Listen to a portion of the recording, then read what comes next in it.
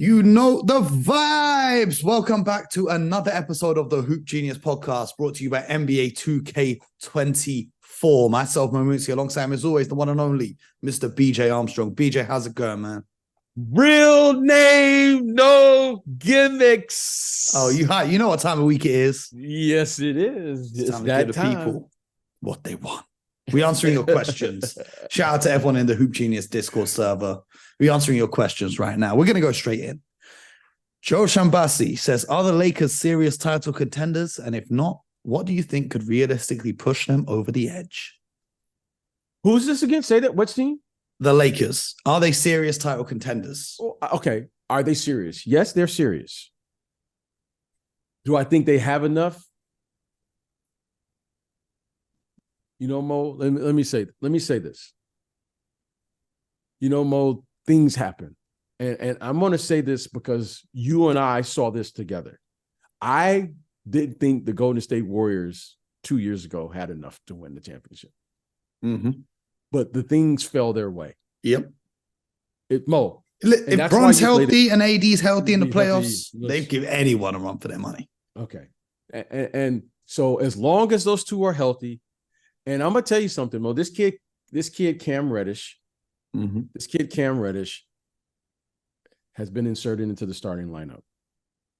They've taken Austin Reeves and moved him to the bench. Rui Hachimura coming off the bench. They have 7 players, Mo, that are like really good players. And the other kid is hurt. I can't think of his name right now. Which one? Taurean Prince, Jared Vanderbilt? No. Vanderbilt, yes. Yeah, Taurean Prince started last night. So do I think they have a chance? Yes. If everyone is healthy, do I think they're better than Denver? No. But, Mo, they have a chance. And it's quite possible that things could fall their way.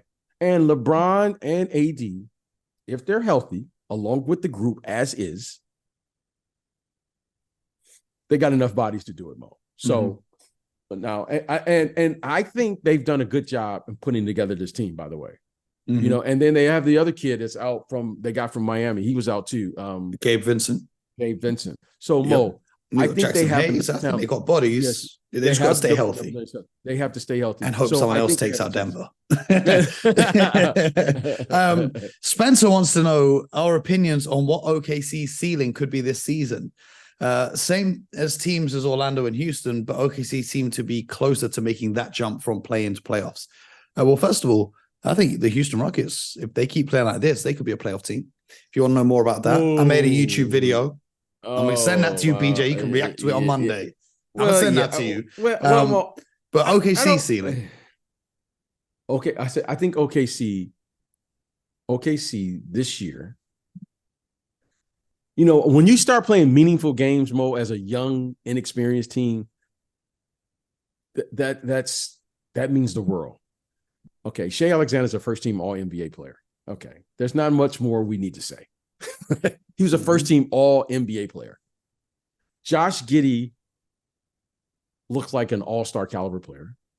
I mean, he looks like at some point he can be an all-star in this league. He looks at some point. Yeah, not now, but not now. All right. Let me clarify. At some point in his career, he looks like he's an all-star caliber player. He looks like the kid Jalen Williams. Looks like he is an all-star caliber player. Chet Holmgren is making a nice contribution in his rookie season. Officially as a player. Now, what does all that mean? Well, Mo, they haven't hit their stride yet because we have one player now. He's got to sustain that. Talking about Shea, he's there. He's not like going to be good. He is good now. The others have to figure out how to incorporate their talent individually into this group concept or team concept. Now, at some point here, I think the big question for this organization is, who are they going to all pay? Yeah. Now that's we're talking about them winning games and all of that stuff. They're talking about winning games. They got to figure out who they're going to pay because they can't have 4 max guys. And they've been in this situation before, and they had to trade James Harden. So I think the big question is, which of these 4 players are they going to actually settle with and build a team accordingly in a small market? If it's That's what I think. It's Shea, it's Chet, and it's Williams. I'm moving Giddey. That's just me, though. Okay. What about you? Well, I don't know. This is what I don't know. Okay, because the only way I can answer this question is I have to have failure. Yeah. I have to lose tough games and to say, this is what we need to win, right? Like everyone wants to concentrate on winning, but the only way you can find out who you really are is in defeat. Now, I don't know how Chet is going to respond in a 7-game series. I don't know how Giddey or Williams or any of those players will respond. Maybe we find out that Giddey is the best player in half court when we start winning games. I don't know. Like, we don't know that. Maybe right now Giddey is the 3rd guy, but he evolves and becomes the 2nd guy or the 1st guy or whatever. I don't know. But what I do know, Mo, is that all 4 of those players, and let's not forget our guy, Lou Dort. Like, Lou Dort he's been knocking down shots as well as being a great defender. Okay. So what we know, Mo, is that with these great draft picks that they've made, and this is a great problem to have, you can't pay them all, and you got to build out a team. So I think they have a real big problem, because if I were in that seat, I would be at every game, every practice, trying to figure out what's going to give us the best chance long-term to have sustainability and compete year in and year out. And I don't know the answer to that, and it's going to require me to have some failure. This may be a 3 or 4 year process. Why? Because you're not going to win it your first time out. Very rarely do you do that. So this is going to be a process, and I don't know the answer. And Mo, and then you know this. Injuries and health and all those things are going to play a factor in this too. Mm-hmm. Okay. And right now, Mo, it looks promising. It looks great. The future is bright, so forth and so on. But let's see. And I just want to see how people respond in defeat. Mm-hmm. And that, to me, will determine who I keep. So I to be fair, I can't answer that. And you know what? Because I think all of those, Chet is fascinating to me, is because Chet has won, and he has held the ranking as the best player when he was in high school. Mm-hmm. You follow what I'm saying? When I say he has always, been on the best team. Even at Gonzaga was still like 1 or 2. Mm-hmm. They were the best team. He's always played with this level of expectation. And it's not a coincidence that now this team in Charlotte, in OKC now, is playing with expectations with him playing, because he plays a winning brand of basketball. But we know that he's got to improve his body and do the things if he's going to win the final game of the season.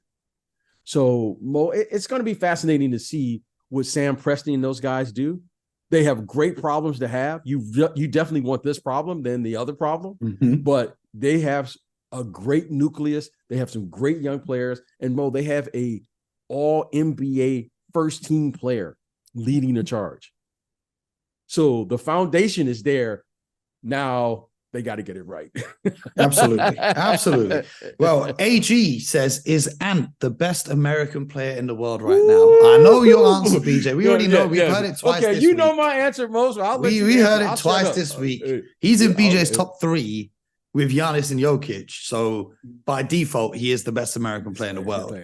Right now, if you talk about what we spoke about on the other day about impacting games, I think you got to show still some love to Steph Curry. He's 35, but still doing it. The way he impacts the game and changes the whole defensive plan. Steph Curry, if you got to justify that, then you haven't been watching the game. Steph Curry is off limits in my discussion to ask any more questions about his game. Like, what am I going to ask? What do I got to say? Well, Steph Curry's got to prove what? No, it's just he's a legacy player. He's already in. There's no. But we're talking about right now. Right now, he's the most impactful player. Talking about Anthony Edwards. Right okay, now. That's cool. That's cool. Right now, right. That's now. cool.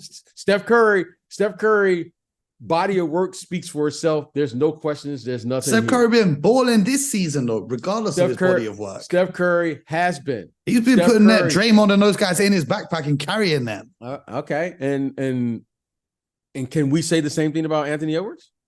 I mean, yeah, but he's playing on a good team. He's getting solid contributions from his teammates. They're an elite defensive squad. I didn't say they got two 7-footers. The biggest team player on Steph Curry's team is Darius Saric. Okay, I'm just asking, can we say that? I didn't say... Tell them to swap places and do the Warriors still have this many wins? Is Draymond still as effective as he is on the offensive side of the ball? That's a fascinating thing. And the reason I say that is because clearly, if you swapped out the players, they would be different teams. Now, I don't think Steph Curry and Mike Conley, I don't know how well that's going to work. I just don't know how well that's going to work as a guard combination. Really good players. Weak defensive. Yes. That's what I'm saying. I don't think that's a fair question. I think the question would be, if you had to build out a team with either players at this stage of their career, which one would be easier to build around? For building out a team moving to the future, or building out a team to win a ring? Building out a team right now. To win this year's championship? Yeah. Give me Steph. This year. Give me Jason Tatum. Okay, that's fair. I mean, Mo, they're all great players. They're all great players. They're all and the reason I would pick Anthony Edwards has nothing to do with offense. It's defense. I want to be able to defend, and if we're truly living in the era of positionless basketball, I want to play switch everything. Everything that it's. I'm living in an era where I know I have to defend a Steph Curry type of player. There you go. When I say a Steph Curry type of player, I'm saying the aspect of what he is best at doing, which is shooting the 3-point ball. Yeah. I can't switch with Rudy Gobert and be my primary defensive weapon versus players that I know can put me in isolation. But if I can build a team where I can actually switch 1 through 5 with my best player being Anthony Edwards, that to me is fascinating, because you can put a defensive team around this young man that to me would be like unbelievable because of the way he plays. I'm not saying you need to be able to score the basketball. Clearly, you need to be able to shoot the 3. Clearly, you need to do all those things. However, we always talk about this. The one thing that I value more than anything else, and we can all value what we value. I know the game is going to come down to 3 things. You're going to defend. I got to get a stop. I got to rebound that ball after I play that defensive possession, and I got to share the ball. And in my opinion, this is just my opinion, Anthony Edwards right now does that better than any perimeter guy. The total package, along with his ability to score, than anybody in the league. That's just my opinion. Jason Tatum, could you argue that he's a better isolation player? You can argue that. Steph Curry, is he a better shooter? You can argue that. But when I put the combination of a team, that young man there will play in every facet of the game. Okay. Well, speaking of the Timberwolves, Harry says that since his question last week about the viability of 2 big lineups in the modern NBA, the Timberwolves have gone on a 7-game win streak. Has your opinion changed on the Cat and Rudy dynamic, or have they just had a hot start? I still maintain that they got to trade Cat, but what do you think? Well, Mo, I will abide by the principles of players in this league, right? Being an ex-player, playing and coaching and doing all of the things, players will always figure it out. They'll figure it out. Okay. we can't forget this, and we're not making excuses here. Cat missed a significant part of the season last year due to injury. I think it was with his calf. Mm-hmm. He missed a significant part of the season. In spite of that, they still made the playoffs. So clearly they have talent. Whether or not we think Cat and Rudy Gobert is a fit, okay, that's debatable. But that's fair. That's fair game. However, no one can deny this. They're both very talented in their own unique way. Yeah. They're both very talented. Okay? Yeah, unless the task is getting out of headlocks, in which case neither of them are talented at all. Yes, that's absolutely. Now that they have had, that's pretty funny, actually. Now that they are healthy and they are playing, Mo, they figured something out. They figured something out. Okay. Now, Finch, the coaching staff, give those guys credit too, because it takes creativity. Because while everyone else is going small ball, they went big. But the biggest jump has been their best player now is clearly the best player. No one's asking who's getting the last shot of the game. No one's asking whose team is this. And no one's asking, who's the leader of the team. That's Anthony Edwards. So now everyone has filled in nicely in their role. Okay. Great players have to be great. That's Anthony Edwards. And role players have to play their role great.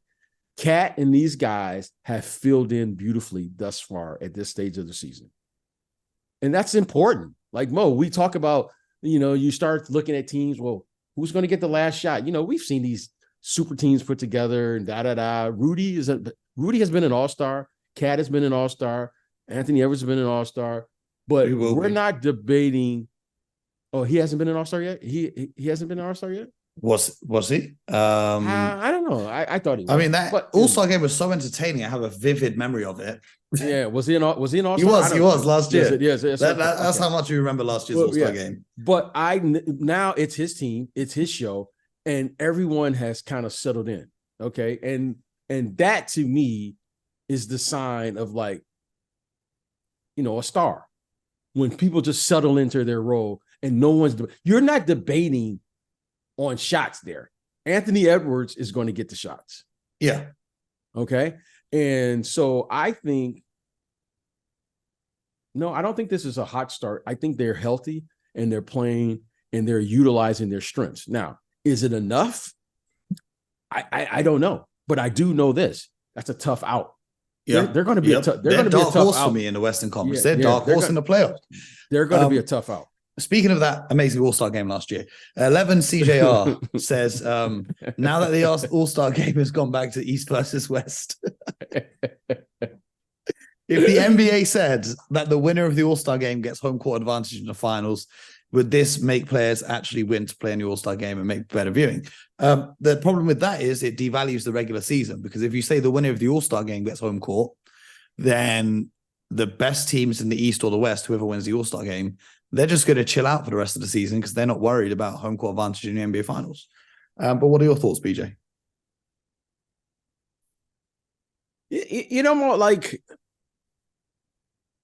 Maybe I'm giving the players too much credit.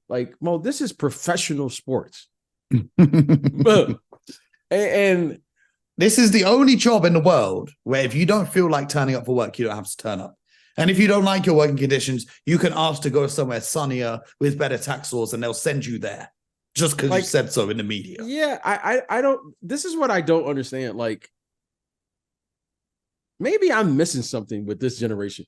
Why am I trying to course and massage people to play hard?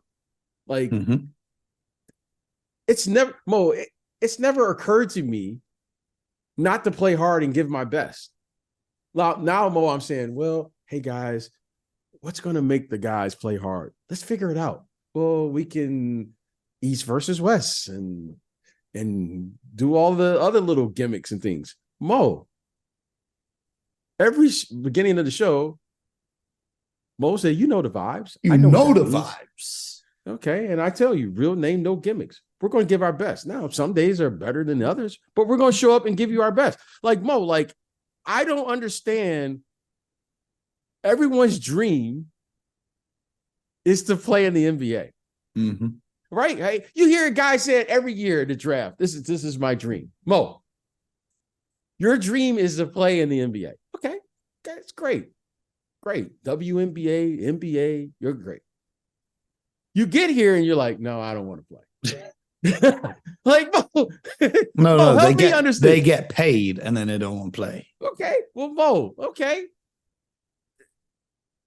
This is professional sports. Mm-hmm. Mm-hmm. So who's going to take the responsibility? Mo, like, no, I'm going to the theater. Well, I'm paying. I'm a paying customer. Lead actor says he's load managing tonight. Lead actress comes in for 5 minutes and then wants to rest.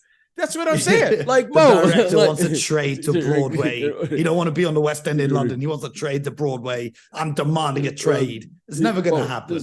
This is what I'm saying. So, Mo, I don't understand how if we're all sitting in the room, the last thing I should have to say is to play hard. Now, we could debate whether you played well. All right. Mm-hmm. All right. We didn't play well tonight. Hey, as we like to say, you played hard, Mo, but you hurt us. Mm-hmm. Okay.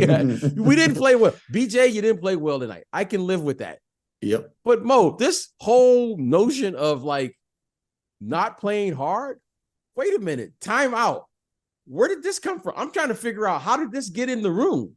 Mm-hmm. Like, Mo, you're playing against the very best players in the world. It is only natural if you put me and Mo up with 5 other shows in a room. We're like, no, I don't feel like doing it today. No, Mo and I are going to turn up even more. Are you Mo crazy? And I are going to. This is what I'm saying.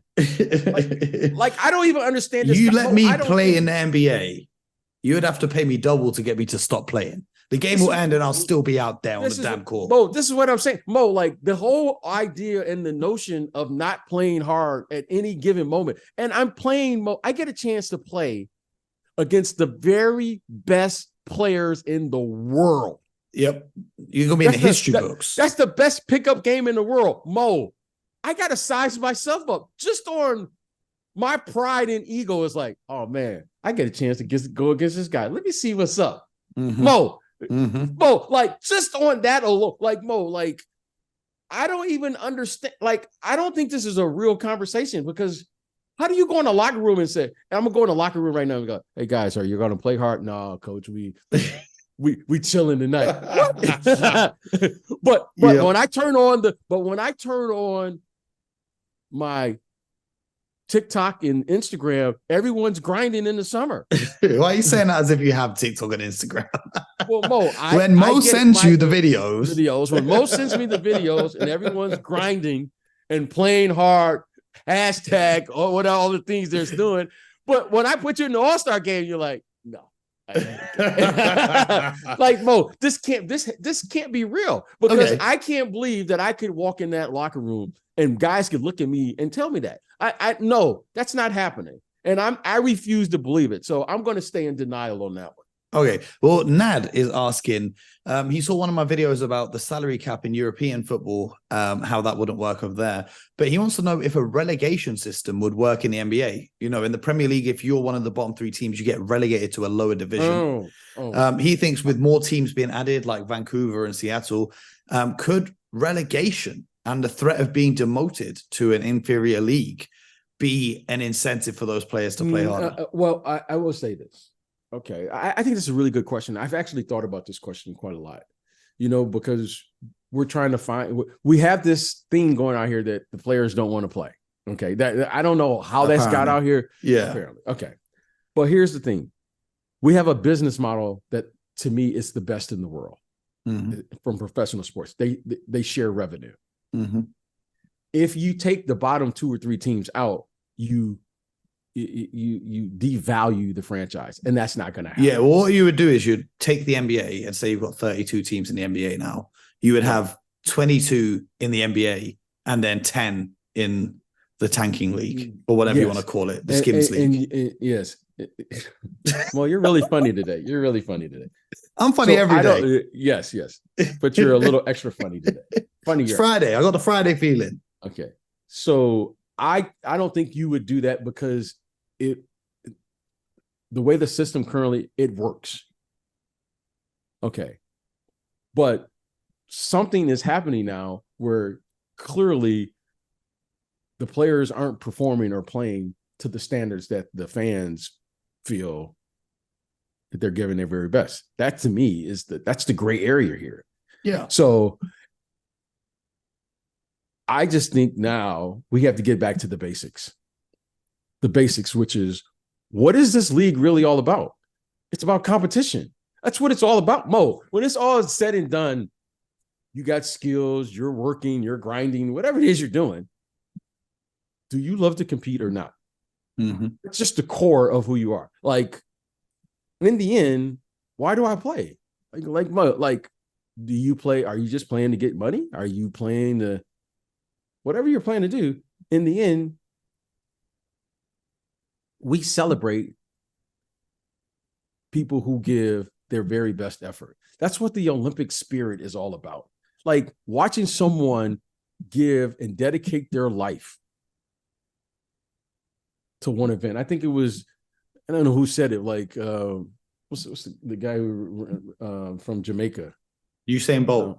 Usain Bolt. He had a great quote. I saw, he said, I trained my whole life for like 9 seconds. Yeah, 9.72 seconds and it's done. And I thought, you know what? Like, Mo, like, that's a hell of a, it's like the NBA. You train your whole life for the 48 minutes of Game 7 of the finals. You've been training your whole life for that one moment. And if you're lucky, you get to do it again and again and again. And Mo, that to me is what I'm celebrating. Like, but the mentality now is you trained your whole life to get to the draft, to get your multi-million-dollar paycheck. Well, I don't know if that is. I don't know if I've heard from players. I'm not going to say who, but once they get, not their first deal, once they get that second deal, they just don't care. I've had a player say, my family are taken care of for generations. Why would I care about anything else ever again? Okay. And this is, and here's the thing. And here's what I refuse to accept.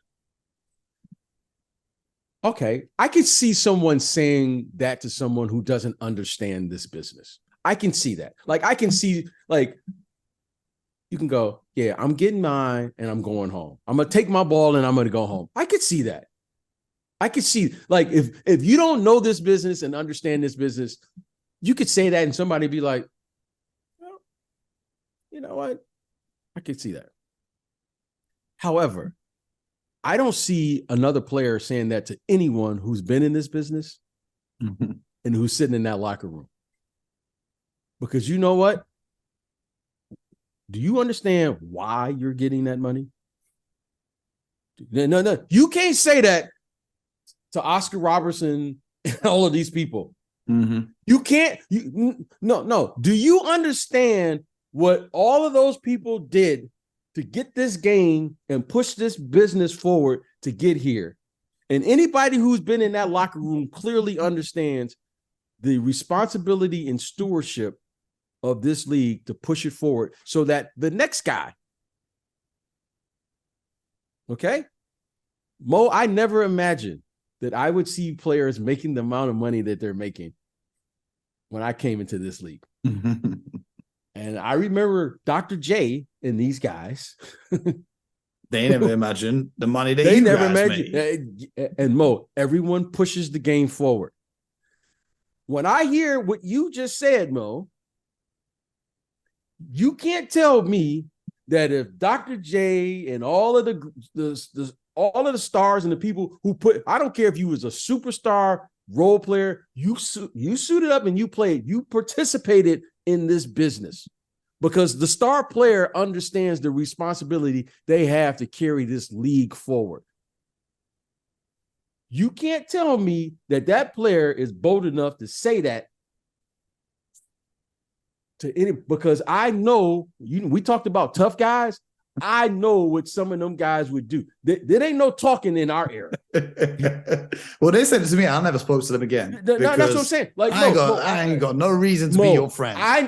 I know because those guys suited up 82 games, flew commercial, played in Converse Cons. And I don't have anything against Converse Cons, but it's certainly not the same quality of the shoes that you see out here today. Mm-hmm. And these guys played 82 games. Mo, we had players that played in all 82 games plus overtime for a whole year. Plus playoffs.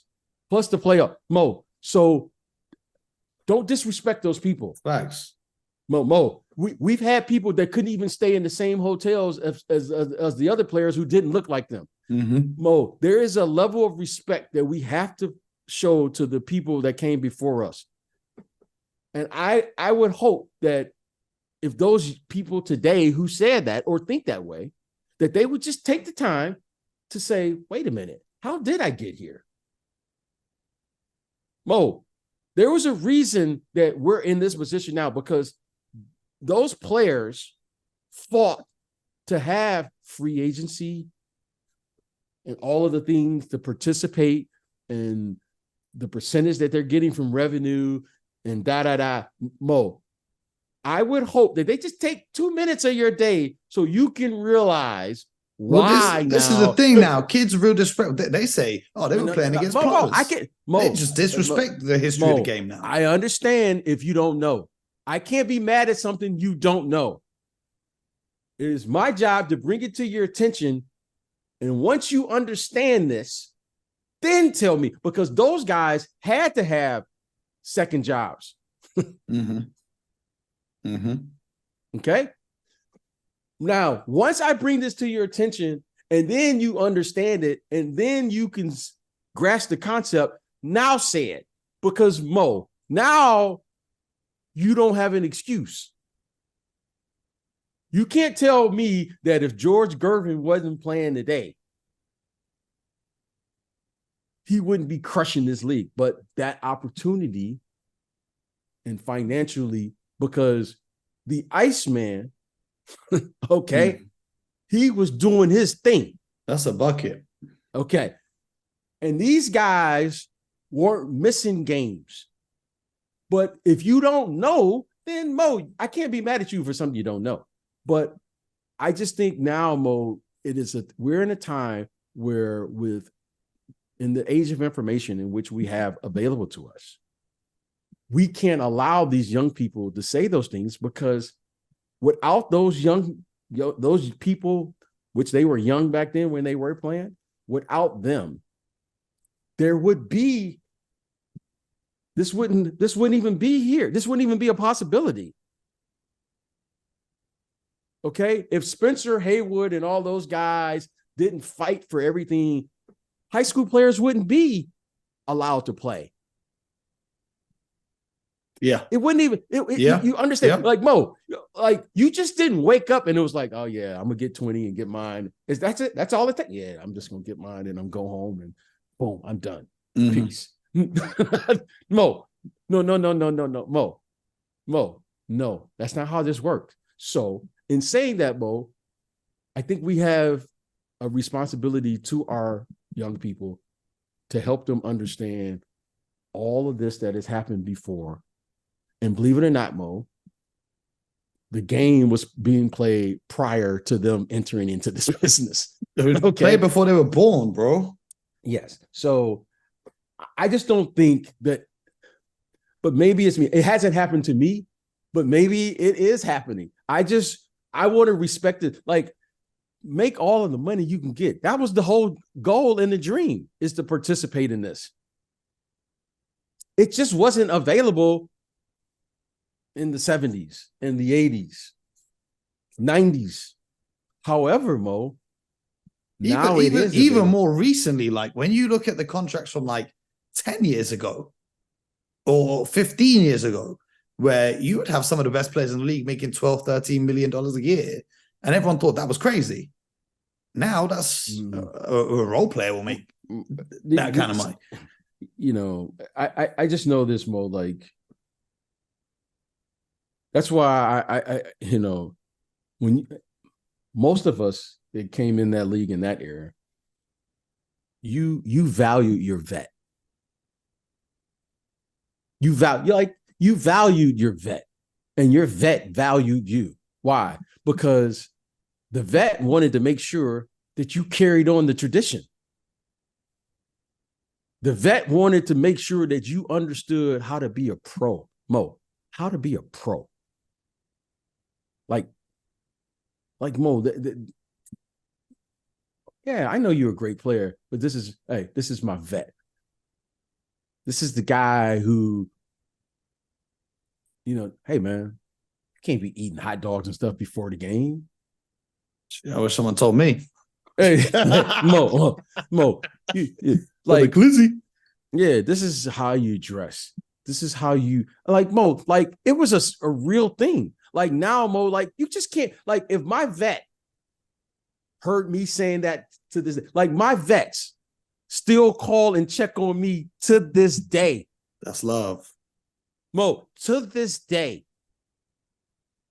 my vets still call me, young fella. You all right? Everything good? Family good? That's a good? blessing, bro. That's a blessing. That's what I'm saying. So, Mo, now, if anything is missing, if it's one thing that I can say that I've seen with this generation, if there's one thing is, for some reason, Mo, the connection that we had isn't the same that the connection that they have. Like there's more an individual thing here, like me, where with our thing, it was like, man, I could, like when you hear Charles Barkley talk, and I'm just using him as an example, Charles will tell you, because we all had maybe not the same experience with the late Moses Malone, but when you hear him talk about why he made it, Moses Malone invested time. I remember Moses talking to Moses Malone, like that was Moses taking a moment. This was the great Moses Malone taking time to just talk to a young player for no reason at all. The chairman of the boards. Okay. That was Big Mo. The original. That's the original Big Mo. Okay. And Mo, when I had an opportunity, I didn't play with him, to talk to like Julius Erving. Mo, like, that was beyond, man. Okay. And when you hear Charles Barkley talk about what those guys did for his career as he was learning about health and getting his weight. Yep. And I listened to it recently. And when you hear him talk about that, you said, well, this wasn't a fake thing. But Mo, now, if there's one thing, Mo, that you don't see, you don't hear anybody talk about the vets. So the information somehow is not being passed down. Even you can hear any great player talk about who was that vet who kind of took you under their wing, taught you the game. And Mo, you can hear it in documentaries. You can hear it from guys from our era. They'll say, this was my vet. Mo, I didn't know anything about the NBA. But my vets, I had great vets. Like, and that was a blessing, because everyone doesn't have great vets. But that is the thing now that I think maybe and I say maybe the players who played, in yesteryear, maybe we had to make ourselves available, because that never changes. Like, Mo, professionalism never changes. The players do, the league makes rules. They'll put more emphasis now on shooting. In the end, Mo, some things never change.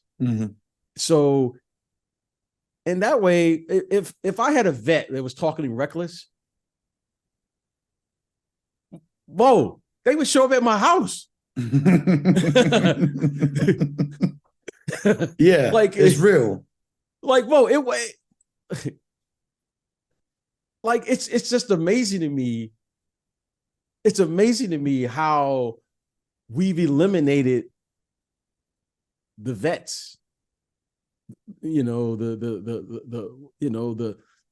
vets are the backbone of this NBA. They're the professionals of this league. And they share that with the next star or the next role player or the next. I mean, it's just unbelievable to me, Mo, like how we don't value those guys, because that's the backbone of any team are the vets. Okay, the star player is the star player. Good for him. He'll get paid. Good for him. However, the guys who are going to do all the dirty work so that this guy can be the star player, that's the backbone of the team. Like, someone's got to set a screen for the guy. Someone's got to rebound for the guy. Someone has to cover on defense and do all of the things and pass him the ball and da-da-da. Now, he's the star player. That's his role. But without the pros or the vets, how do you get it done? Well, so that's my 2 seconds. Over here, we appreciate the vets, BJ. We appreciate the wisdom. I'm sure I speak on behalf of all the Mo, listeners. You know, hey, Mo, as they say, game recognized game. Hey, that's a fact. Hey, Mo, Mo, it's simple, right? It's Mo, facts.